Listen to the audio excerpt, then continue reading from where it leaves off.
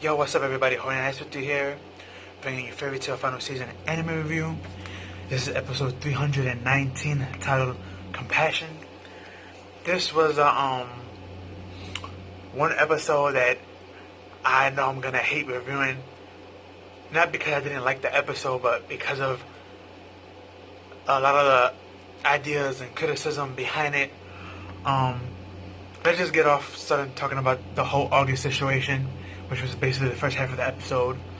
August gets up from that heavy hit attack that Gildart's landed on him, and Gildart's arm is shattered because he used it on the prosthetic arm, and it's shattered after that, and it's crumbling into pieces basically, and he's just holding it up there.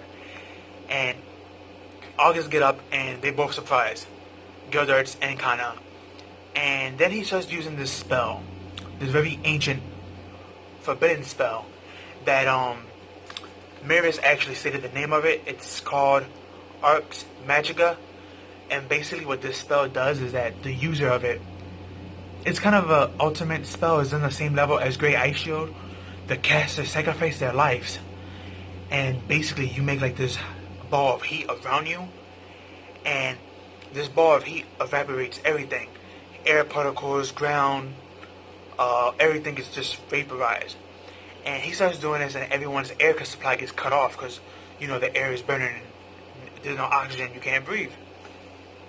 So everyone's technically suffocating before they get to burn. And this is going on, and August could have killed everybody, but unfortunately he saw somebody in the distance looking right at him, and he paused his attack, and the person that he was looking at was Maris. He see Maris choking and crying because she's choking, of course. So you're gonna cry if you're getting choked out. It's usually the first reaction to somebody who's getting choked, and you can't get out. You usually gas and cry. Usually one of those two things or both. And he sees her there doing both, and Maris has a body of a little girl, and she's very young because of that, young looking. So he sees this, and he knows that's his mom. And you have to remember, what makes this whole story really sad is that neither Zaerith or Maris know that August is their child. So just keep that in mind, because that plays a big part in all this. But when he sees her choking, he holds back his attack, and he decides to cancel it. So everyone gets their air back, and all the debris and everything that was floating in the air about to burn just drops, and everything goes basically back to normal. Unfortunately, August had a pass, and Mavis came to the conclusion that he didn't have enough mana to fulfill the spell. That's why it failed. But Gildart says to Kana, on the other hand, a different story, because he's up close and he notices it. And the problem was not that he didn't have enough mana to use that spell to kill everybody in that whole country like he said he was gonna do.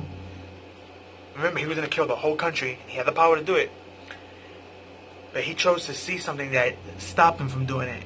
Gildas and Kana doesn't know what it is, but us viewers, we saw what it was. It was Maris. Now, I know when this happened in the manga, a lot of people just got really, really peed-o'd. More than the Irene and Ezra fight, and a lot of people was hating on this. Now, I'm not trying to play damage control, but I do want to give another opinion of a thought before people start judging this and start criticizing it. You gotta remember, August's whole theme was a child that was never loved. He grew up alone and abandoned. He grew up in an area where he had to steal for himself to provide because he had no adults. Because of his high level magic, that was affecting his brain, and he was getting memory flashes of his parents. That's how he knew who they were and how he was abandoned and the people that abandoned him. He had to deal with the hatred of the self-hatred and hatred of others for being the child of Maris and Zaerith. Well, he knows that everyone else was hating him because of his jealousy of magic. So all these things accumulate. The fact that he was never loved and all this on top of that, it's gonna take a toll on somebody mentally. So yeah, even though August was a grown man and he was very smart and intelligent and very knowledgeable, inside he was nothing but a child. As you see in one of my thumbnail pics, when he dies, his spirit comes out and it's the spirit of a little kid. And he's behind Mary saying, "Mommy." And before he says that, he said, "I wish you could just hold me at least once in your arms." And that was technically August's whole theme. He was a child that wanted to be loved. But sadly, he never got it. So that was the destructive path of a child that was never loved.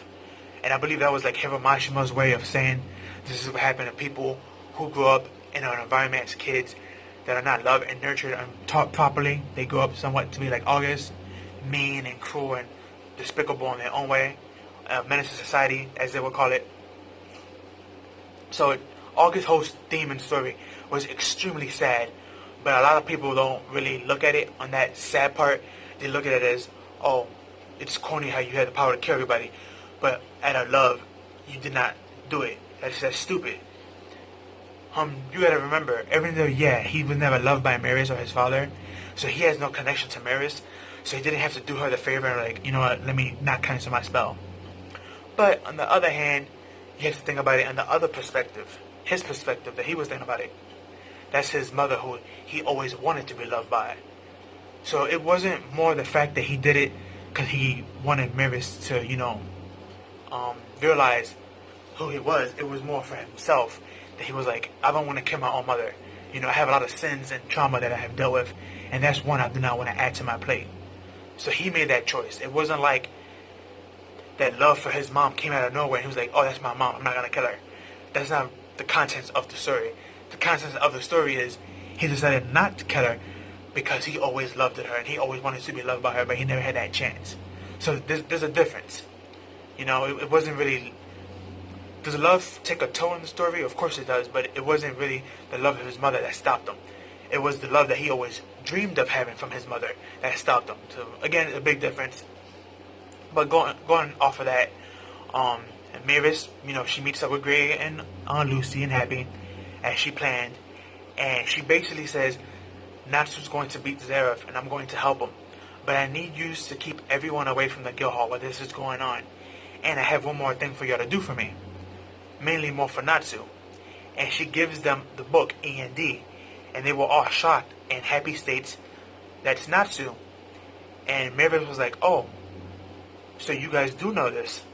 So somehow she found out the information of Natsu being E&D, and she probably thought she was the only one who knew, but now she knows that they know.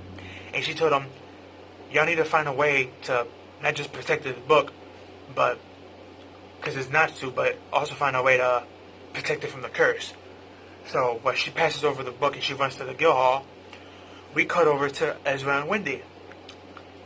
And we get a repeat of that scene of Acnologia in his human form, dropping down, going to Marine, that's a Marine, Ezra's mother's body, Irene, and he's stomping the body away. And they're showing this whole scene again. And Ezra finally speaks up after being in shock, and she's like, yo, stop defiling that corpse. It's already a dead person. And Acnologia turns around and smirks and was like, he just looks at her and smirks.